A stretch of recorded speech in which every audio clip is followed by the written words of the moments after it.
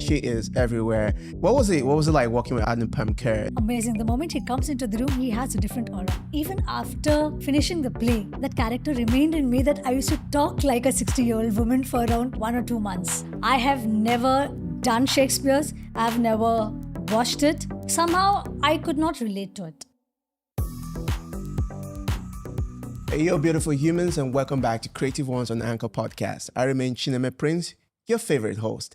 And my guest today is one of those people, those faces that you've seen everywhere in the UAE, like at the mall, on the billboard somewhere. She is everywhere. And I've wanted to have a chat with her for the longest time. And so glad that she's here today. Ladies and gentlemen, Svetlana. How are you, love? I'm good. Thank you so much. And Your name is very interesting. Svetlana. Yes. It's not an Indian name, no? It's a Russian name. Yes. It's very common in Russia. Yeah, that's what I thought. Like before I actually saw you, and I saw that name. I think the first time I saw it, the name was first time we're supposed to work together or something. I saw the name. I was like, Svetlana. Oh, she's Russian. Okay. And then it shows up. I was like, where's this Svetlana? Oh, that's Svetlana. It's a very interesting name. Your parents are very big fans of Russian Not names. really. International names. Oh, So my siblings also have international names. None of us have Indian names. really? Yeah. I'll tell you the story about it. Yeah, no. I want to. Yeah, go ahead for this story because I want to Okay. start with that. What's the fascination with your parents and international Okay, names? so why I was named Svetlana was because when I was born, Svetlana was the first lady cosmonaut who had gone to space. And that was the second time. So my father named me after her. And my siblings, my younger brother is named after the French football captain Platini. Wow. Yeah, and my elder brother Robin. So Int- all international names. That's a very crazy thing, but I love it. Like our parents are very interesting people. Like Yeah. the way they named us back in the day is just very interesting. Like you could never really know what they're thinking about. You know, you just I like that name. Let me give it to my child. Just like yours, Prince. Yeah. I mean, so mine Prince is very common from where I'm from in Nigeria, like from the Igbo parts. Igbo is like in the eastern part of Nigeria, right? So most dads give their firstborn sons the name Prince as an English name because you have to have an English name as well as your native name. So my dad is like, oh, okay, Prince is a very good name. Might as well just take it, you know? So I've always had that name growing up. But what was it like for you growing up back home? How many are you in your family? Was it like a very big household? Small nuclear family, just 3 of us. Yeah. And mom, dad, Your And a parents, dog. and a dog. a dog. Are your parents, what's it called, artistically inclined? Not really. In fact, I'm the first one to get into the creative industry. And and my dog was also named Tyson. So, Like Mike Tyson. yeah, you can say that. Interesting. Yeah. In fact, when you were saying about these names, the older son getting the name of the prince, Yeah. in India, we have a similar culture. Oh. Like they call the elder son as Raja. Raja Beta, you know, like the Raja, prince. The prince. Yeah. So Interesting. cultures are very much similar in that way. I mean, third countries do share a lot, especially India and Nigeria. Because I grew up, like I was saying earlier, I grew up watching Bollywood movies. So like some of the things that I would see, it's stuff that happens around me. I'm like, oh, okay. I think that's why even in Nigeria, everyone is so into Bollywood movies. Because there's a lot you can relate to when it comes to like Bollywood movies and how we live. What was your relationship with Bollywood going? Do you have any particular Bollywood movie that comes to mind as that the first time you saw it, you just couldn't stop thinking about it? More than Bollywood films, I was more into Bollywood dancing. Okay. So as a child, whenever my brother used to play TV, I would just go in front of the TV and start dancing. So that was the first connection I had with Bollywood films because of Bollywood songs. And I love dancing. So anytime the movie would come on, I would just start dancing. And then slowly, I actually developed interest in movies. And that's how I got into acting. Yeah, the acting. But before you were an actor, you were a software developer. Yes. See, one thing I know about third world country parents is like they're not very excited when their kids do such a switch. So You know? in India, there is a trend. Every family has this. First, you become an engineer or a doctor. Then you decide what you want to do in the future. So first, you have to get a degree. Okay. Then later, you can decide what you want to become. Interesting. So for me also, I had a similar condition. First, you become an engineer. take up a job, work for some time, then you decide whether you want to get into acting, you want to quit, then it's up to you. And your parents are okay with this? It has been a struggle. Even till now? Yes, of course. Wow. It was an emotional journey where I was working with a software company in Bangalore. And after working for 2 years, I was like, no, this is not my cup of tea. I don't want to do this. And I want to quit and I want to become an actor because that's what I always wanted to be. Mm. And then I had to emotionally blackmail my parents that say, anyways, you're going to get me married. Why not first let me do what I want to do, achieve my dreams, then let me get married. So that actually worked. Wow. And then, yeah, they said, okay, fine, you have 1 or 2 years, try. And then I started my course in Anupam Kher's Actor Prepares in Bombay. Yeah. He's one of the famous actors. I know him very well. And yeah, that's how it began. What was it? What was it like working with Anupam Kher? Like he's a fascinating actor. I don't know if you've seen his latest movie, VJ69. Mhm. He showed it's just like a masterclass of a professional working. What was it like working with him? Amazing. The moment he comes into the room, he has a different aura. Mm. And it's like everybody's just straight away looking at him. We don't know what to say. Because the energy, the aura they have, it's tremendous. It's very different. Mm. So yeah, of course, you learn a lot of things from these actors, especially when you see them perform live in front of you. Mm. So for me, my first approach was to get into films, was to at least learn on set. Not as an actor, even as an assistant director, go and just see them perform. Mm. The way they perform on set is different. They just switch on, switch off from the characters. Mm. So that's great. Like you said, you've always wanted to be an actor.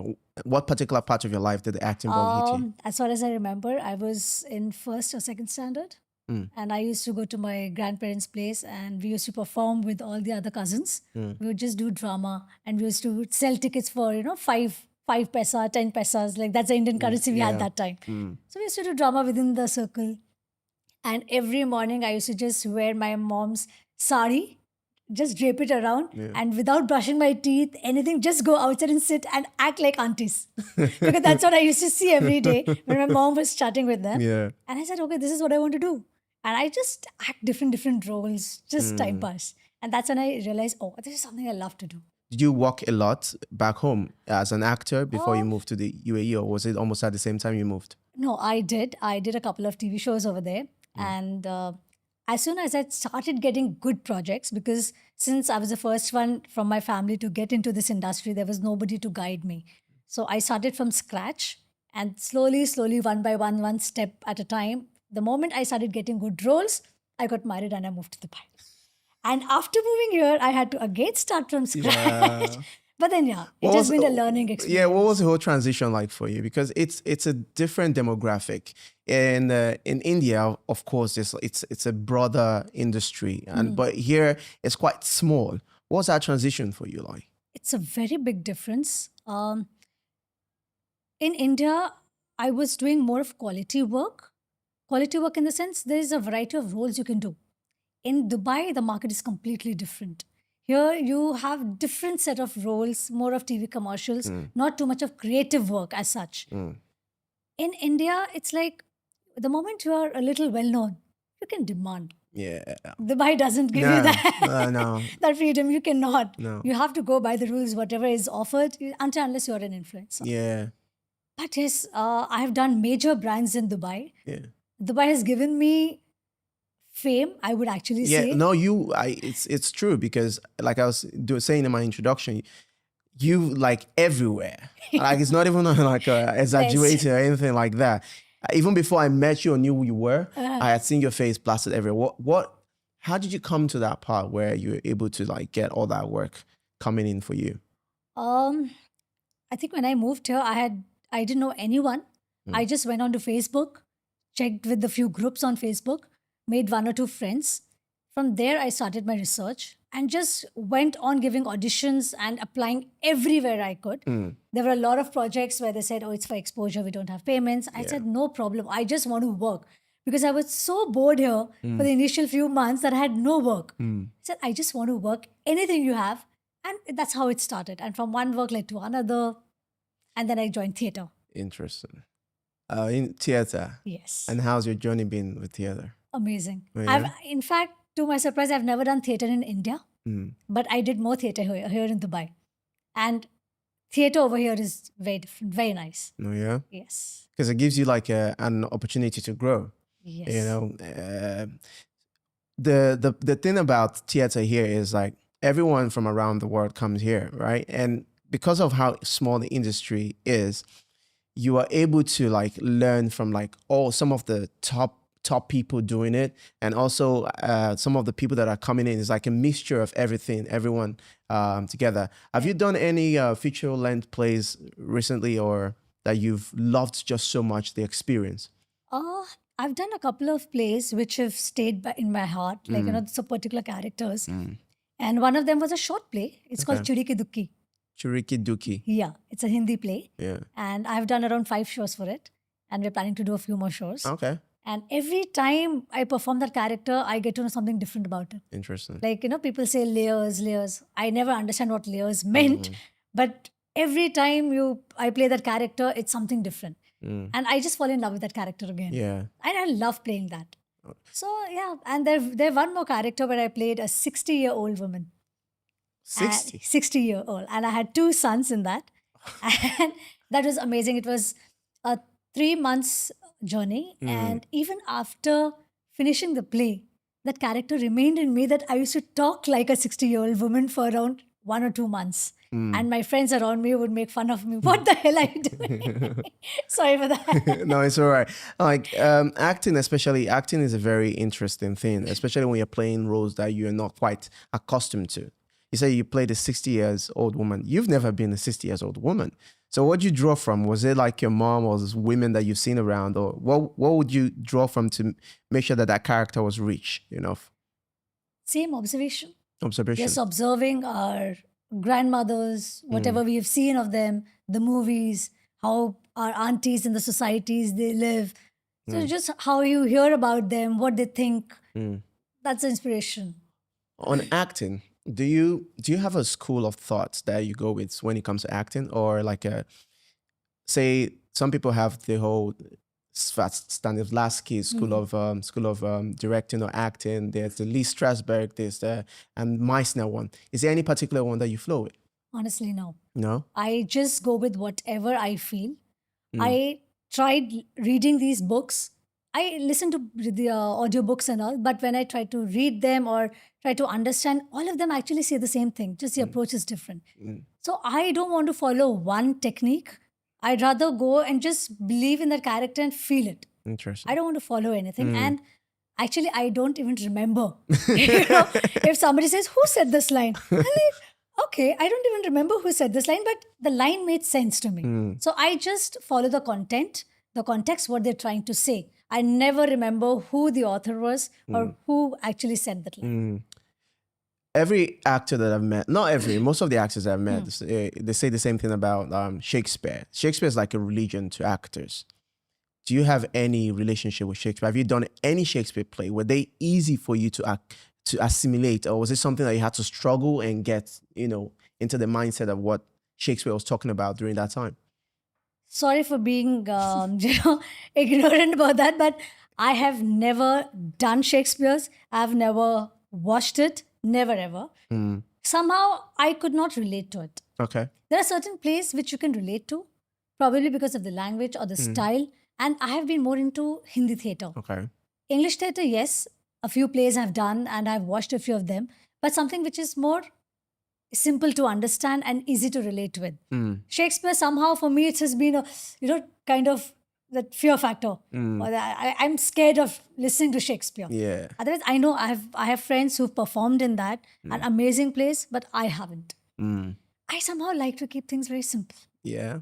Very simple, something which I can understand easily. Interesting. Do you think Shakespeare is something that you maybe in the future want to attempt? I would love to. I would love to, but provided I can easily understand it. No, I get that. Like even me, I've been acting for as long as I can remember, professionally and all that.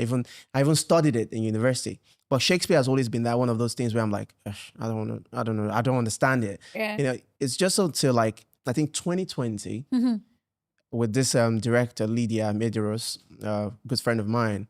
She was the one that made me start to enjoy Shakespeare. Uh-huh. You know, it's the way she carried Shakespeare, the way she talked about it. You know, I started like, okay, maybe this is something that I can actually pay attention to a bit Right. more. You know, and there's this website called No Fear Shakespeare, where if you have a Shakespeare script, all you need to do is just go on the website and it will explain it to you in regular English, so you have an understanding of what the script is. That's lovely. So maybe in the future, if you're ever casting a Shakespeare play, that's something to try. I should actually try that. Because you know how they say in school, if the teacher is good, if the teacher explains you well, then you fall in love with the subject. 100%. It's just the way. If the director or the script is explained to you well, then you might want to do it. And away from the acting part of it, what made you? What did you see? What was missing in the UAE casting industry? Yeah, I'm talking about now. You co-founded a company, a casting agency called UCaster, and it's been doing well for the past 3 years, I think. 5 years. 5 years. Okay, 5 years. Was there like a vacuum you thought you needed to fill that you came up with this industry in this agency? Yes. So when I did one of the shoots here as an actor, I had 4 actors with me. 3 actors. The husband was Indian. The kid was Filipino. The other kid was Chinese. So I felt there was a huge gap and understanding of the characters. Indian and an Indian husband and wife. They have Filipino and Chinese kids. So I just felt that was very weird. And a lot of talent agencies here focused on models, not on actors. Okay. And plus, I didn't have enough opportunities. So I thought rather than anybody else giving me opportunities, why not I create opportunities for myself and for others? Plus, giving them the right casting, where coming from the industry background, I know what the director wants. As an actor, you understand, okay, this is what probably the director wants in the cast. This is what is expected out of the script. So I had that understanding. So I thought, let me use it. And that's how UCaster began. What do you think is missing in the industry here for both actors and agencies like yours? In my opinion, I feel like we need dedicated talent managers. You know, to get artists to work. You know, to do the bidding for them. But in your opinion, what do you think is missing currently? As you correctly said, the dedicated managers, but for that we need to have a proper system in place. If you say US, UK, they all have unions. India, they have a community, you know. Yeah. But here we don't have anything like that. Dubai market, UAE market is very, very volatile. There are no fixed rates. Of course, because acting is now promoted as a professional career over here. Yeah. After even if you see golden visa is here for the actors. Yeah. Otherwise, everybody does acting as a hobby. Now people are taking it as a career. So which is now giving, you know, more opportunities to actors, where a lot of actors are moving from India to Dubai and different countries to Dubai. But till the time we don't have a proper system in place where the talent usage rights, different factors are taken into consideration, it's going to be difficult. Because here, everybody wants to keep the money to themselves. Yeah. Everybody wants to do business. Yeah. So the right amounts or the right fractions are not passing on. So till the time we don't have a proper system in place by the government or a proper union, it's going to be very difficult. You said something about usage rights. That's something that a lot of models and actors are not very privy to, or the information of what they are supposed to know about the usage Yes. rights. Can you give us just a little bit of information on what usage rights is, at least for the actors or models out there that need to know about this? Yes. So usage right means anybody who's using your photos or videos should take your consent. For how long are they going to use it? Which all territories they're going to use it, and which all platforms. Because if you're going to be there on their pages or their brand as a brand ambassador or a representative or as an actor, they need to pay you for that. Because you may lose work the next year. A competitive brand may come. They may say, oh, you have done a shoot for this brand, I cannot take you. As an actor, you lose an opportunity, you lose on business, you lose money. So usage rights is something very strictly followed in UAE. Yeah. In India, it's not. In India, because a lot of A-list actors, only they follow this. Because there's so many actors, for them, it's like, we just want work. We don't care about usage rights. But in the UAE, even if you take a picture of somebody, you're not allowed to post it. You have to take a consent. That's what usage rights is. So anybody doing a commercial or any kind of paid advertisements or anything, you should ask them a usage Yeah. and give them a consent form.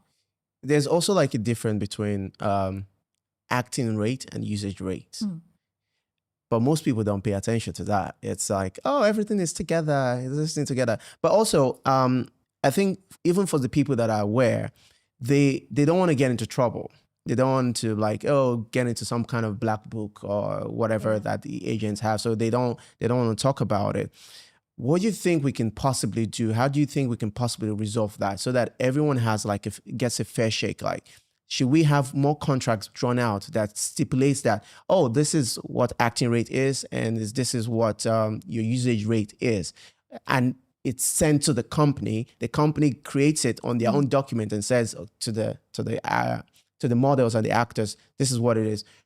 What do you think could be done about that? Is there like a way to open up communication about that?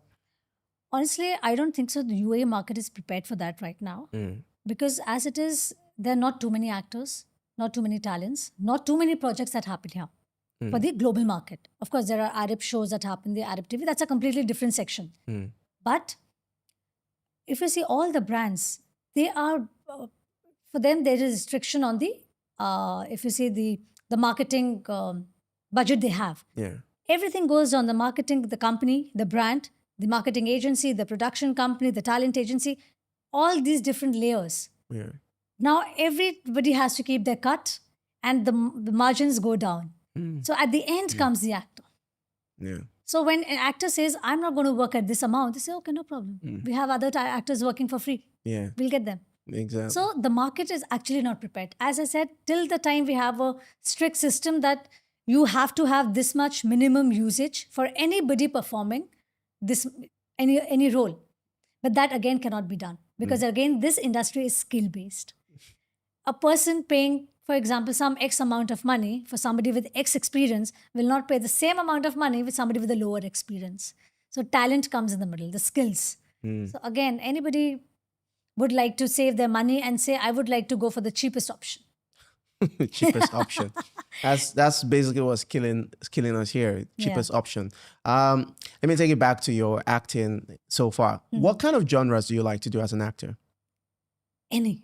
Yeah, but like if you had to choose, I know everything and everything. If you had to choose, it's like your comfort zone. Like you can just slip into this genre any time of the day. Which one would it be? I personally don't feel I can do comedy, but somehow comedy comes out naturally. You do have a lot of comic stuff on your But I have a very, very bad sense of humor. Oh yeah? Yeah, a very bad sense of humor. But still, when I do certain roles, they say, oh, you've got a good comic timing. Yeah. I'm surprised. Oh, really? Okay. But I suppose that also works for you. Like I don't know how this thing was. I don't know how it was said, but there was a video I saw where someone who thought they were not really funny they'd go out and then they'll perform and then everyone goes crazy. Oh, that's great, and they're looking at themselves like, how is this happening? So I think in a way you don't necessarily have to be funny to be a funny actor.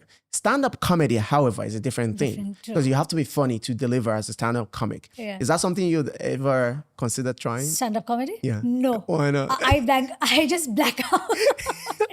Stand-up comedy is so difficult, I feel. Yeah. I can do n number of characters on stage, being in that character, but interacting directly with the audience and coming up with the impromptu jokes is hats off to all the stand-up comedians. I know. It scares the bejesus out of me. Like people keep saying, "Oh, you can do it." I'm like, no, I cannot. Because the thing about stand-up comedy, at least their community, is you have to write your jokes. I don't think I'm a funny person. I don't think I can write jokes or whatever it is those guys are doing. But I understand where you're coming from. Do you do music? Not really. I tried learning music because as an actor, everybody says you should know a little bit of music. I tried, but somehow I couldn't do it. Yeah, the reason I asked that is because, like you just said, in this day and age, being an actor is not necessarily enough. You have to be able to do a lot of other things, the singing and the dancing thing. Do you think, apart from you said the music thing didn't work out, what about dance? Is this something you want to keep playing? I want to, and I still keep doing some dance at home every day. And I know you are a brilliant dancer. Oh, I'm looking forward to dance with you someday. One day, inshallah. But yes, dance is something I'm looking forward to. Oh, yeah? Any specific genre of dance, like Bollywood or tango or any of this stuff? Nothing, anything that Wait, I can do. wait, you don't know any I see. classical Indian dance? I do. I do. I've been trained in Bharatnatyam. I've Exactly. been trained in Kathak. I do Bollywood freestyle dancing. I can do hip hop, but not really. Wow. Not more into dancing, but I love dancing. Yeah. Yeah. So you just play the music and you'll see me dancing Do you see yourself in Bollywood someday? every day. It's every actor's dream. Most of the actors' dream, I would Yeah. say, to be a part of that 70 the mainstream cinema. Yeah. Because being on the set, being in that zone is completely different. That's a trip that I'm waiting to experience. Yeah. You haven't been on any Bollywood-ish kind of set yet, bro. I've done 2-3 cameos in a few feature films, but nothing that great that I was looking for. Of course, I learned from them. It was a different learning experience, but that's not what I was looking for at the Yeah, moment. I'm of looking course. for a bigger role Bigger as role. a main lead. Which And makes sense. yeah. You're an actor, of course. We are very spotlight people. Do you want to be famous? Who doesn't want to be? I mean, I don't know. I think everybody who comes and who knows that he has to be in front of the camera will know that they will be famous, whether in good sense or bad sense, or maybe they will quit the industry. Mm. So if you are still there hanging in the industry, that means you want to be there. You want to be famous. I think fame just comes, it's just a byproduct. Yeah, yeah. I mean, we don't want to be famous. We want to do good projects on camera. Fame will automatically come. Fame and money are just the byproducts. Yeah, I agree. I mean, of course, the fame is fun. It would be great. But I want to be a constantly working actor, like at the top of my game. And the fame of it all should be like an add-on, something that comes on, as I'm doing what I'm doing. Because fame has its perks. When you're famous, people are able to hear you better, see your work, whatever message you're trying to send, whatever it's, people are able to see that a bit better. So I don't think it hurts. I think it's a nice perk to have when you're an actor. Yeah, and I get a kick when people clap for me. Oh yeah? Yeah, in theater, on stage, even if it's a small role, if somebody says, "Oh wow, you're amazing," that's it. Even if it's not a very big role, but people remember you for that small role, that's a kick for me. So I love that. Even if it's not on camera. Yeah. We've done, the actors, we don't run behind money. We run behind projects and the roles. The moment somebody says, "Oh, this is a good role, you want to do it," yeah, forget money, forget it. Number of days, forget it. Just tell us about the role. Yeah. And then you're there. Oh, the money is important, but yeah, I get what you mean. Surviving in Dubai, yes, you gotta definitely. pay rent. Those free rolls, they're not gonna pay the rent. But do you also suffer like imposter syndrome? I'm sorry? Imposter syndrome. What's that? The fact that when you do stuff, sometimes you feel like when you're getting accolades for things that you've done, but you don't feel like you deserve it. You're like, oh, is it what I did? Is it really worth all this hype that people are giving me? Do you get like that?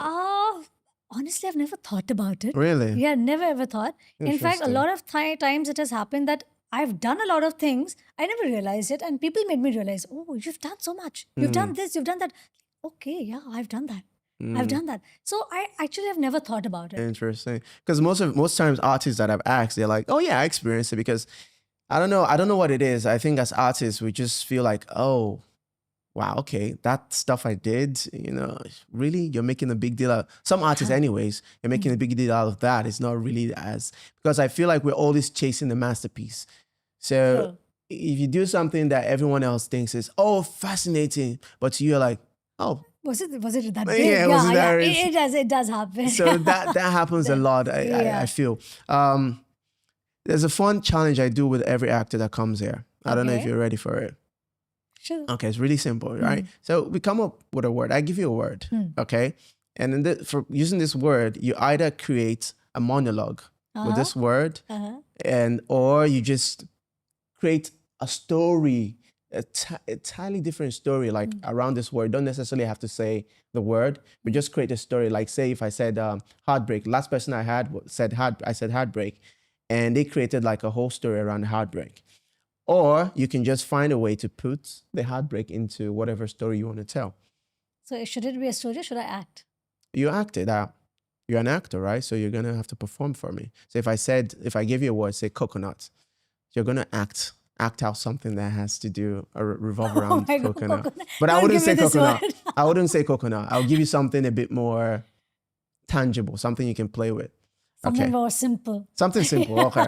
All right. Okay, let's go. You ready? Okay, let's Okay. go. All right. Okay. Let's go with love. Love. Love. Really? Does that really mean anything to you in this world? Love. Do you know what year are we in? 2024. Love doesn't even exist. Everybody's on their phone. They don't really know what love means. Love. I had heartbreaks. A lot of them. And I loved them.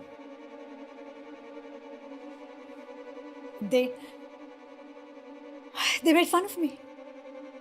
And they just said, love? You love? People don't understand what love is. Neither do you. Love. Love is so divine. You don't even have to say anything when you love someone. It just happens. That was really good. That was really good. I was like, what's going on? That was really good. All right. Okay, good. Do you have a word Do for I me? have a chance I to mean, give you a word? either you give me a word, or I can do love just, but you can give me another word. Okay. Hey, take it easy with me, okay? Of course. All right. Jeans. Jeans. The denim pant. I remember my first jeans. I was like, I think I was maybe 5. It didn't belong to me per se. It was like my older brother had just given me his old jeans. I was really excited. I wore it. It fit perfectly. And then I realized it had a tear at the bottom of it. That broke my heart because I was really excited about that jean. I was going to show it off to my friends. And when I saw that tear, it just kind of broke my heart. But then I showed my mom, fascinating woman. She took it. She's like, don't worry, boy, I'll fix it up. And then she went on and to her a sewing machine and she stitched it so well. It became like a whole new thing. And I had a new design. All I did was I rushed off and I started yelling, guys, come see my new jeans. It's really fancy. It's really fancy. And then 20 years later, I see an ad for Levi's, the jean company. They're making a new style with my jean as a 5-year-old. And it just takes me back to that time my mom did that. She's late now. She died like 10 years ago. But that ad with that jean, it brought it back. It felt like she was there with me for that moment. And I am grateful for that. My jeans. I thank you. Wow, that's Prince for you. That's amazing. Oi. Brilliant. Too good. Emotional yet. Well, we try. We'll do our best. But Svet, now that we're rounding up, I just want you to give us last words, reflections. You've been doing this for a little bit. You've seen some things. You've gone around. This has helped you in so many ways. Just last words to viewers out there who are just starting out on a journey or just anything really for us to sign off on. I would just like to tell all the actor friends or actors who are wanting to be in this industry, if you really want to be an actor, just hang in here. There's work for everyone. Don't get disappointed. Don't quit, because quitting is the worst thing. Yeah. The moment you quit, your dreams shatter. Just don't do that. Just keep trying, and definitely something will happen. Interesting. That's all I would Keep say. trying. Don't give up. Thank you so much for coming, Svet. It was really nice having this conversation. And that last performance. Thank you so much for having me here. Of course. Definitely try and get you back again so we can do more and more stuff together. And there you have it, folks. Another episode, another wonderful conversation with the wonderful Svetlana. And make sure that you follow all our channels, YouTube and Instagram. But until next time, peace.